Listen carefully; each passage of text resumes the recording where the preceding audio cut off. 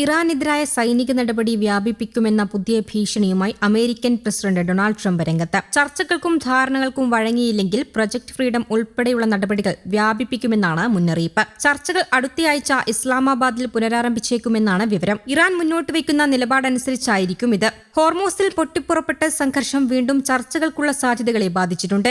സമാധാന കരാറിലെത്തുന്നതിന് തൊട്ടുമുൻപാണ് വീണ്ടും ആക്രമണമുണ്ടായതെന്ന് ഇറാൻ വിദേശകാര്യമന്ത്രി തുറന്നടിച്ചു. ധാരണയ്ക്ക് ഒരു സാധ്യതയും ഇല്ലെന്ന് കണക്കാക്കുന്ന ഇസ്രായേൽ ഇനി ആക്രമണം പുനരാരംഭിച്ചാൽ 24 മണിക്കൂറിനകം ഇറാന്റെ ഊർജ്ജ ശൃംഖല തരിപ്പണമാക്കാൻ ഒരുങ്ങുകയാണെന്ന് വിവിധ മാധ്യമങ്ങൾ റിപ്പോർട്ട് ചെയ്തു. ഹോർമൂസിലെ പ്രതിസന്ധിയിൽ റഷ്യ സജീവമായി ഇടപെട്ടും തുടങ്ങി. വിവിധ രാജ്യങ്ങളുമായി റഷ്യൻ വിദേശകാര്യമന്ത്രി സംസാരിച്ചു. മെയ് 14-നും 15-നും അമേരിക്കൻ പ്രസിഡന്റ് ഡൊണാൾഡ് ട്രംപ് ചൈനയിലെത്തും. അതിനിടെ ഇറാന്റെ ഏറ്റവും വലിയ എണ്ണ കയറ്റുമതി കേന്ദ്രമായ ഖാർദ്വീപിന് ചുറ്റും എണ്ണ പറന്നതിന് സമാനമായ സാറ്റലൈറ്റ് ദൃശ്യങ്ങൾ റോയിറ്റേഴ്സ് പുറത്തുവിടുകയും ചെയ്തു. ഇറാനെതിരെ ആണവാക്രമണം നടത്തുന്നുവെന്ന അമേരിക്കൻ പ്രസിഡന്റ് ഡൊണാൾഡ് ട്രംപിന്റെ ഭീഷണിക്കെതിരെ ഇറാൻ വിദേശകാര്യ മന്ത്രാലയ വക്താവും രംഗത്തെത്തി. സമാധാനം സ്ഥാപിക്കാനെന്ന പേരിൽ ആണവ പ്രതിസന്ധി പരിഹരിക്കാൻ ശ്രമിക്കുന്നവർ ഒരു രാജ്യത്തെ മുഴുവൻ ചാമ്പലാക്കുന്നതിനെക്കുറിച്ച് സംസാരിക്കുന്നത് വിരോധാഭാസമാണെന്ന് ഇറാൻ വിദേശകാര്യ മന്ത്രാലയ വക്താവ് പറഞ്ഞു. കഴിഞ്ഞ വ്യാഴാഴ്ച മാധ്യമപ്രവർത്തകരോട് സംസാരിക്കവേ ഇറാനെതിരെ ട്രംപ് വിവാദ പരാമർശം നടത്തിയിരുന്നു. ഇറാനുമായുള്ള വെടിനിർത്തൽ ചർച്ചകൾ പരാജയപ്പെട്ടാൽ ഇറാനിൽ നിന്ന് വരുന്നത് വലിയൊരു അഗ്നിജ്വാല ആയിരിക്കുമെന്നായിരുന്നു ട്രംപിന്റെ മുന്നറിയിപ്പ്. ഇറാന്റെ ആണവ പദ്ധതികൾ അവസാനിപ്പിക്കുക എന്നത് യുദ്ധം അവസാനിപ്പിക്കുന്നതിനുള്ള പ്രധാന നിബന്ധനയായി ട്രംപ് മുന്നോട്ട് വെക്കുന്നുണ്ട്. എക്സിൽ എഴുതിയ കുറിപ്പിലൂടെയായിരുന്നു ഇറാൻ വിദേശകാര്യ മന്ത്രാലയ വക്താവ് ട്രംപിന് മറുപടി നൽകിയത്. ട്രംപിന്റെ പ്രസ്താവനയെ വിചിത്രമായ അസംബന്ധം എന്ന് വിശേഷിപ്പിച്ച അദ്ദേഹം പ്രശസ്ത സംവിധായകൻ സ്റ്റാൻലി കുബ്രിക്കിന്റെ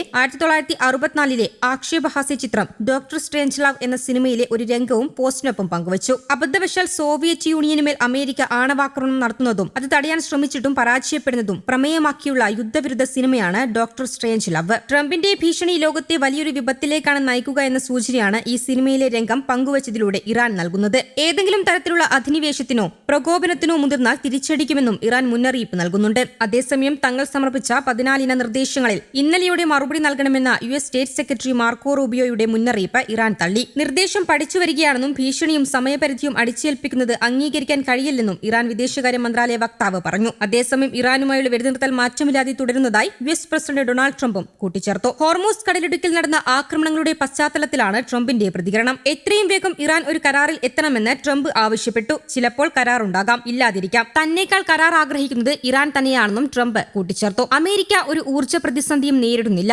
ഇറാനെ ആണവായുധം നിർമ്മിക്കാൻ അനുവദിക്കില്ല. ഇറാന്റെ ആക്രമണം അതിജീവിച്ച് ഹോർമൂസിൽ തന്ത്രപ്രധാന കേന്ദ്രം മറികടക്കാൻ അമേരിക്കയുടെ 3 പടക്കപ്പലുകൾക്ക് കഴിഞ്ഞതായും ട്രംപ് അവകാശപ്പെട്ടു. ഇറാനുമായി ചർച്ച നടത്തി ഹോർമൂസിൽ കപ്പലുകൾക്ക് സുരക്ഷയൊരുക്കുന്ന ഓപ്പറേഷൻ ഫ്രീഡം പദ്ധതി നടപ്പിലാക്കരുതെന്ന് പാകിസ്ഥാൻ ആവശ്യപ്പെട്ടതായി ട്രംപ് വെളിപ്പെടുത്തി. അതേസമയം തങ്ങളുടെ എണ്ണക്കപ്പൽ ആക്രമിച്ച US പടക്കപ്പലുകൾക്ക് നേരെ ശക്തമായ മിസൈൽ ആക്രമണം നടത്തിയെന്ന് ഇറാനും അറിയിച്ചു. ഹോർമൂസ് പ്രതിസന്ധിയിൽ രക്ഷാസമിതിക്ക് മുൻപാകെ അമേരിക്ക കൊണ്ടുവന്ന ഇറാനെതിരായ പ്രമേയത്തിൽ ഭേദഗതി വരുത്തി. പുതുക്കിയ കരട് പ്രമേയം രക്ഷാസമിതിയിലെ അംഗരാജ്യങ്ങൾക്കിടയിൽ വിതരണം ചെയ്തു. റഷ്യ, ചൈന രാജ്യങ്ങൾ വീറ്റോ ചെയ്യുന്നത് ഒഴിവാക്കാനാണ് ഭേദഗതിയെന്ന് റിപ്പോർട്ടുണ്ട്. പശ്ചിമേഷ്യയിലെ US സൈനിക കേന്ദ്രങ്ങളിൽ ഇറാൻ നടത്തിയ ആക്രമണങ്ങളിൽ പുറത്തുവന്നതിനേക്കാൾ വലിയ നാശനഷ്ടങ്ങൾ സംഭവിച്ചിട്ടുള്ളതായി ഉപഗ്രഹ ചിത്രങ്ങളെ അടിസ്ഥാനമാക്കി വാഷിംഗ്ടൺ പോസ്റ്റ് ചെയ്തു. ഫെബ്രുവരിയിൽ ആരംഭിച്ച സംഘർഷത്തിന് ശേഷം അമേരിക്കയുടെ ഏകദേശം 228 സൈനിക ആസ്തികളെങ്കിലും ഇറാൻ തകർക്കുകയോ സാരമായ കേടുപാടുകൾ വരുത്തുകയോ ചെയ്തിട്ടുണ്ട്. ഇതിൽ വിമാനങ്ങൾ, ഹാങ്ങറുകൾ, ഇന്ധന ഡിപ്പോകൾ, റഡാർ സംവിധാനങ്ങൾ എന്നിവ ഉൾപ്പെടുന്നു.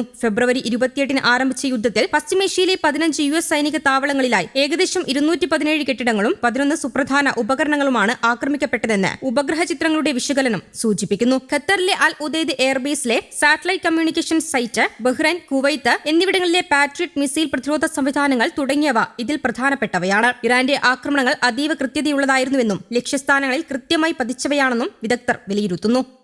News desk Kerala Kaumudi.